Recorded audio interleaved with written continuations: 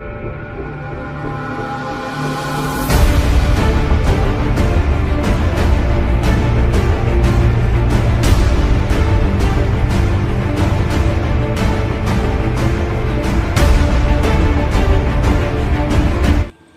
الله الرحمن الرحيم. أهلا وسهلا أصدقائي الأعزاء في قناتي محمود المصري للصيانة الكهربائية. النهاردة إن شاء الله هيكون معانا درس جديد ومبسط لكل إخواتي الفنيين المبتدئين. النهاردة هنعمل مقارنة بين سلاح القطر وسلاح الجوكر من حيث الأمان وعيوب كل واحد فيهم.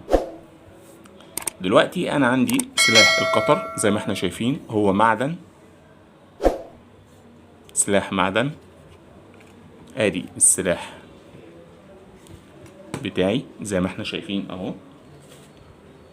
دلوقتي انا عندي حتة الكابل بتاعتي، لما اجي اقشر لازم اكون لابس الجوانتي. باجي باخد الحز ده، بشوف الطول بتاعي اللي هو اقشره.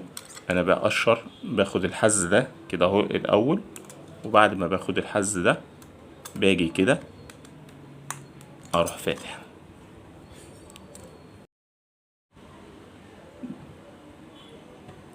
ده كده تقشير الكابل بتاعي. طيب احنا قلنا مميزات السلاح ده. المميزات بتاعته ان هو بياخد احجام الكابلات الكبيرة، ان انا اقدر اسيطر عليه، ان انا اقدر ان اكون واخد الكابل واحز فيه بالسلاح. العيوب بتاعته ان ممكن ان انا اعور نفسي بدون ما اشعر زي ما احنا شايفين بالشكل ده. هنيجي نقول مميزات سلاح الجوكر. زي ما احنا شايفين اهو، سلاح الجوكر هو سلاحين في وقت واحد. ادي اهوت، ده سلاح اهو.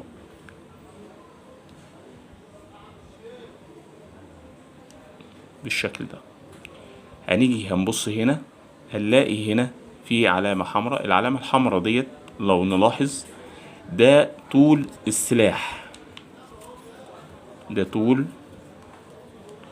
السلاح اهو زي ما احنا شايفين اهو اهو كده.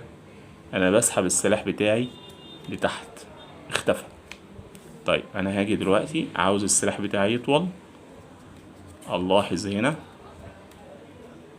السلاح انا بجيبه اهو، بحاول اكبر على قد ما اقدر بالشكل ده.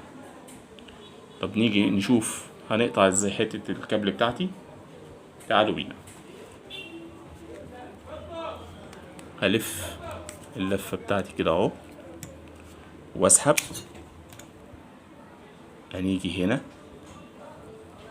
ادي الكابل بتاعي، الاقيه اتقشر بالشكل ده. العيوب بتاعته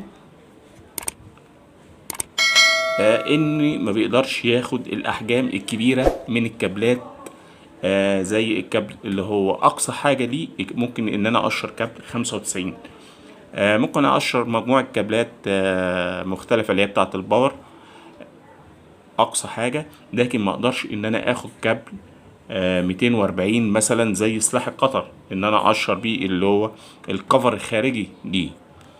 وبكده نكون عملنا وجهة المقارنة بين القطر وسلاح الجوكر، وشوفنا فايدة كل واحد فيهم وطريقة استخدامه. وبكده نكون نهينا حلقتنا. ويا ريت لو عجبك الفيديو يا ريت ما تنساش تعمل اشتراك ولايك وتفعيل زر الجرس ليصلكم كل جديد. مع تحيات اخوكم محمود المصري.